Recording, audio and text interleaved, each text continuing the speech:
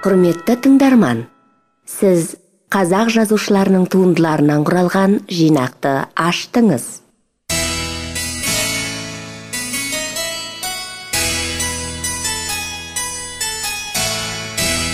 Қызықты әңгімелер әлеміне қош келдіңіз.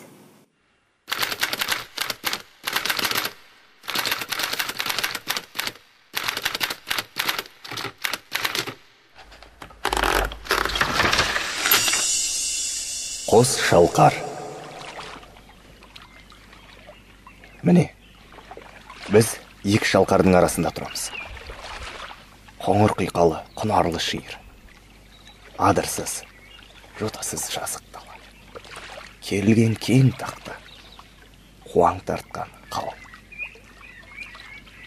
Батыс жағынан қапталдай өскен қалың жау, көкжиекті көміп, кең жазылған кереге тәрізденіп, иіліп келіп, екі бөлге тіреле тоқтаған. Қос шалқар, қос бағаға орнатқан күміс бағана тәрізді екі бөл. Кешкі тымаққа тынып, жадырап жатқан су ақырын ғана жағасына соғылып дірілдейді. Ышқынбайды, тітіркенбейді.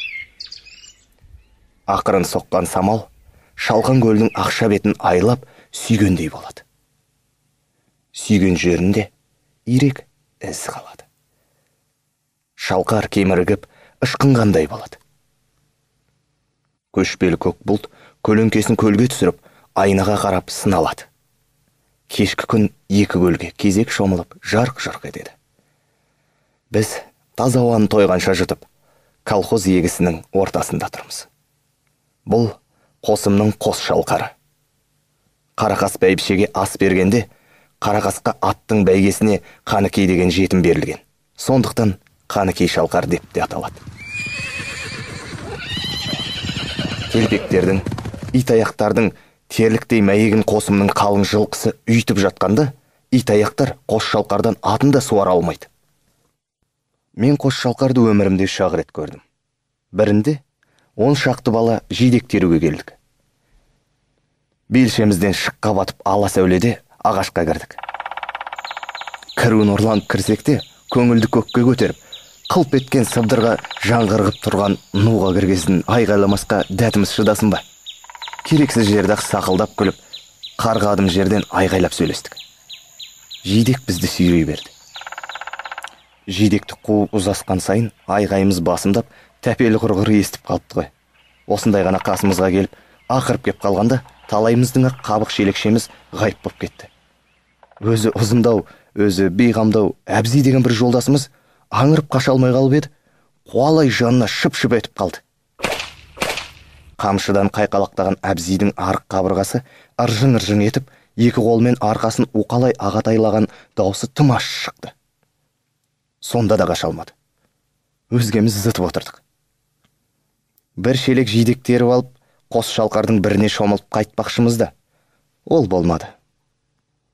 Ауылға дейін қумас бекен деген адамшы артымызға қарай-қарай ауылға тарттық. Міне, бұл қос шалқарды бірінші көргенім. Қос шалқарды екінші көргенімде әуе айналған ыстық шілде еді. Алдынан санағанда 17-ші, артынан санағанда 22-ші өгіз арбада едім. Байқұс қара өгіз көзіне шыбын үймелеп, аузынан сілекейі шұбытып, мүйтің аяңдап келеді. Екі доңғалақты қазақ арба дағдылы ойбайын салып ода келеді. Ұзын қораптың ішінде менімен 4 адам. Менен басқалар шөп шабатын жүздікшілер. Мен өгізді алып қайтуға келем. Басқа арбадағылар да сондай. Арба біткеннің алдында жалт-жалт еткен ақ орақтар, тұмсықтар салбырап, көк майсаға тістерін қайрап келе жатқан. Қос шалқарға жөнелсін деген хабар келгесін, жаңа ғана барған жайлаудың қызығын тастап, жігіттер жүздікке жөнелген. Бұлар Қосымбайдан әр кезде өсімге алған 3 сом ақша, 2 шана шөп, биенің сүті, аттың майы деген сияқты борыштарын өтеуге келе жатыр. Бәрінің де іші ауырған адамдай қабақтары қатыңқы, көңілдері кірбікті. Үмітсіз өкініш барлығы түстерінен ақ білініп тұр. Жаңа ғана барған жайлаудың қызығы артта қалған жігіттерге қатты батып келеді. Жым-жырт. насыбай сұрасқаны болмаса, тіс жарып жадыраспайды. Жүздікшілерді бастап келе жатқан жантас тарантас арбаға ат жеккен сонадай алдымызда отырады. Тұра қалған жерде қосымның жабдығын сөз қылады. Қосымды емдене сөйлейді. Қос шалқардан 2000 қидырсам, қыз кеткеннен 1000 қидырсам, кернаулық қылып жаңбырға тидіріп жастай жинап жүрмеңдер. Өзім көрме, шошаққа тартпаңдар. Үйтсеңдер, өкпелемеңдер, дейді. Не керек, өзіне тиген үкімді істеп, жүздікшілерді билеп келеді. Осы итақ түбімізге жетер, деп жігіттер өзара күңкілдеседі. Сөйтіп, жарты патша жантықтың үкімінде тәулікке тартып жүріп келеміз. Ертеңінде шаршы түс табанда қос шалқарға жеттік. Ыстақтан қаталанған өгіздер тілдерін кере құлаш шығарып, солықтап тұр. Жантық жігіттерді иіріп алып, ауыл-ауылға бөлді. Айналасы ат шаптырым алаптың ортасында бір жан түсірмеді. Алапты айналдыра түсірді. Қос шалқардың жағасына да жақындатпады. Ауыз суға томар суда жарайды деп ешкімнің айтқанына мойымады. Жігіттер амалсыз батырап кетті.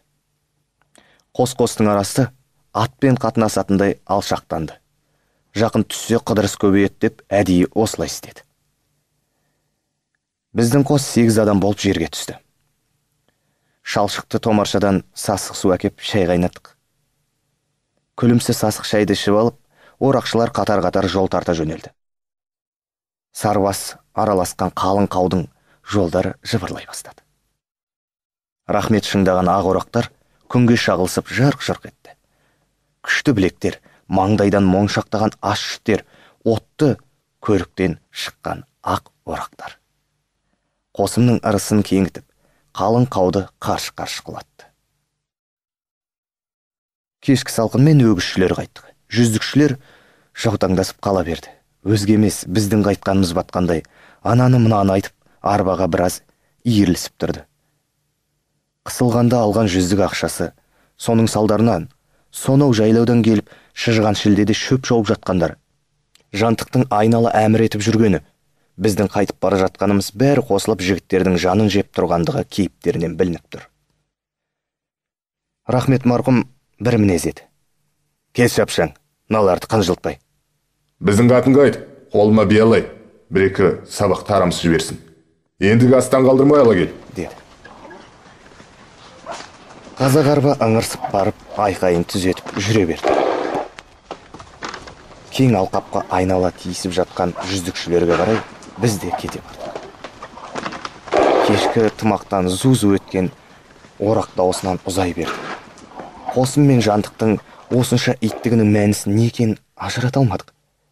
Қос шалқарға тағы да шомыла алмадық. Қотыр басқан теңбілденеге тұнық шалқар тағы бермеді. Міне, бұл шалқарды екінші көргенім. Бүгін қос шалқарды 3-ші рет көріп тұрмын. Астымда ат, қасымда күсен мен болжық бар. Мана ерте келіп, көп жерді арыладық. Ағаштың ішінде еркімізше жүрдік. Қосымның арысы болған қос шалқардың қойнау қуысын қалдырмастан араладық. Кіші шалқарға бөленіп тұрып шомылдық. Баяғы көрген тәпел де жоқ, жантық та жоқ. Есіме түскені болмаса, бірде ұшыраған жоқ. Қуарау, сабарау деп те ойлағаным жоқ. Күз. Кәдулігі қарабалас жабдықтың қабындағы уақыт. Күн әлі ерте. Қораның бауырайына күн жаңа түсе бастады. Көлеңкеде өскен қалың шөптің шығы буға айналып, ізін жоғалтып барады. Сырғылт тартқан салаң көде жылы күнге кеудесін тосып, түнгі ызғарды тенбедеп шығара бастаған сәскелік.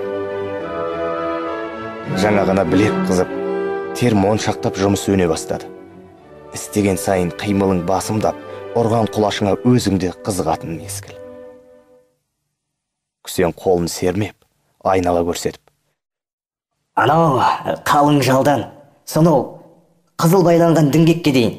Мына жағымыз қалыңның арғы етегіндегі қара жолдан қыз кеткенге дейін қос шалқардың ішіне ала біздің жер. Күсен жарқылдап күледі.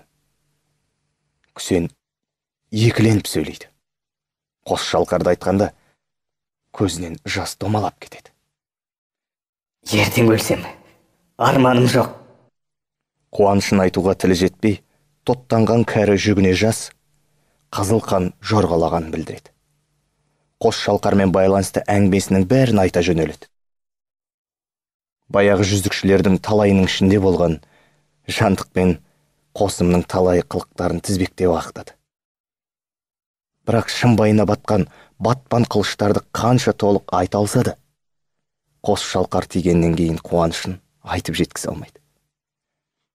Қос шалқардың бізге қалай тигеніне таңым бар, дей береді. Әңгімелесіп келеміз. Неше үйсіңдер? 11 үйміз. Келеміз дегендер толып жатыр.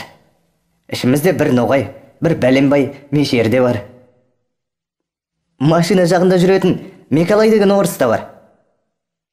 Біз жұрт коллектив ауыл дейді. Бастабында ерсі өрініп жүрдік. Осы күні жұрттың бәрі де коллектив ауылы болғысы келетінін көрінеді.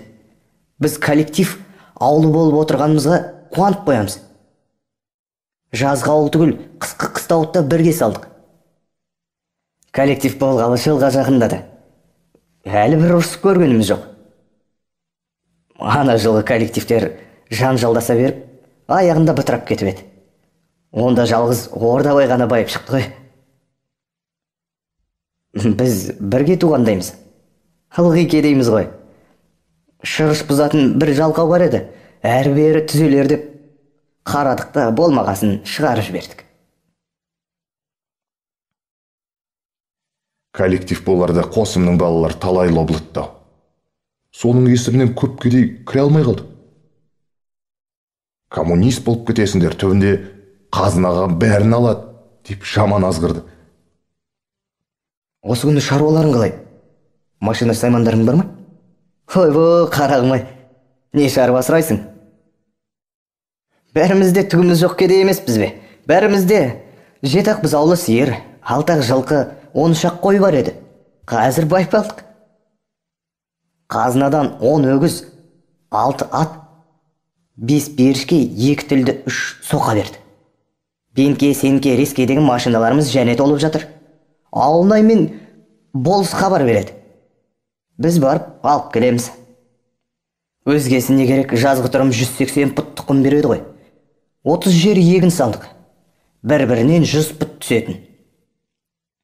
Әлгі айтылған жалқау Бәкен деген жігіт Қосымның баласына 2 жердің тұқымын беріп жіберіп, артынан қоймай жүріп, қайырып алдық. Өзінде жерге тығып жібере жаздадық. Жылда егін дегенді кім салып еді? Биыл үй басына 200-300 пұт егін алайық деп отырмыз. Үй басы 50 пұттап қорға шығарамыз деп сөйлесіп қойдық. Тұттай жалаңаш едік. Кооперативке бидай беруге уәделесіп, жақын арада киініп алдық. Шөпті қанша аласыңдар? Сұрама шырағым. Мынау алапты Қосымға 2000 шөп шауып беретінбіз ғой. Осы алап бізге тигесін шөпсіз болармыз ба? Қазынадан алған 2 машинді салып жіберіп едік. Бір айда 3 жылға жететін шөп шауып берді. Әлді қашан үйіп алдық. Енді егінге қол қойдық. Қазір көресің. Газет, журнал оқисыңдар ма? Оқығанда біз оқиық. Бірақ кейде газетіміз жоғалып кетеді. Осыны түземей ақ қойыңдар. Кітап ала алмаймыз. Ауылнайға айтып едік, неге әпермей жүргенін білмеймін. Кешкі таман жұмыстан келгесін біздің үйге жиналып аламыз да, Сәмбек оқиды, біз тыңдаймыз. Көбіміз хат білмейміз ғой. Қысты күні оқу үшін Болжықтың бір бөлмесін үлкенірек етіп салдық. Жазды күні Ауылнай комсомолдар келгенде далаға жиналушы еді. Қысты күні әлгі бөлмеге жиналамыз ғой дейміз. Өзіміз корпоративке мүшеміз. Бірақ корпоратив басындағылар жаман. Мата келсе алдымен өздері алады. Жақындарына береді. кейде қорғаламыз. Қос шығай. Мопырға мүшеміз. Мына екі белгі, біреуі Ленин ғой. Біреуін өзім де білмеймін. Шемберлиннің жауабы дейме, қорғау деген бірдемесі бар ма? Әйтеуір сондай бірдеме. Тағып алған. Қамзауымды түнде басыма жастамаймын. Ленин қадаған өңірін үстіне қарата басыма іліп қоям.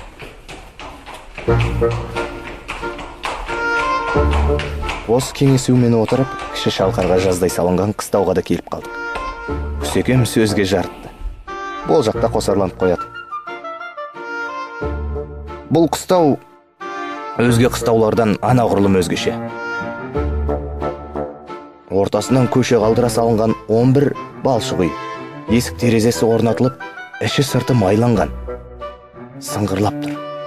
Қазақ кедейлерінің қыстауында қос терезелі тақта еденді үйді өмірімде бірінші рет көруім.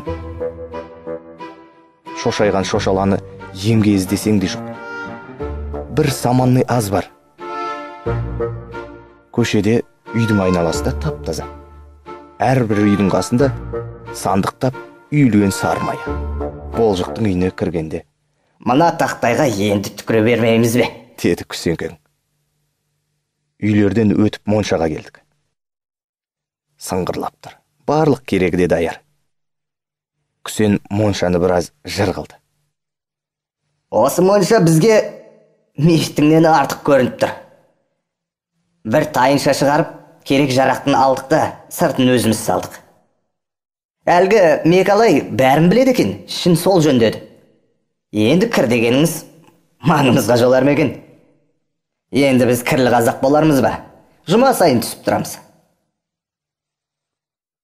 Моншадан өтіп, қыстаудың шетіндегі қырманға келдік. Дилаған кең қырман. Айналдыра үйілген егін алтынмен қаптап қойғандай жалп-жұлт етеді. Ең биік маяның төбесінде қызыл жалау. Болмашы желге желбіреп, кел мұнда тұр. Алтын маялардың арасы қыбыр-қыбыр жан. Құйымшағынан майы шыққан өгіздер, жегуге әзірленген аттар, әліңкедей жаланған жігіттер, көйлегін ышқырлығына қыстырып алған әйелдер, бірінде айыр, бірінде тырнауыш, бәрінің де езеуі құлағында. Әр үйде ерін салпылдап отырған әйелдер мінекей егін соғысып жатыр. Күн шағырмақтанып көтеріле бастады. Айналмаға ат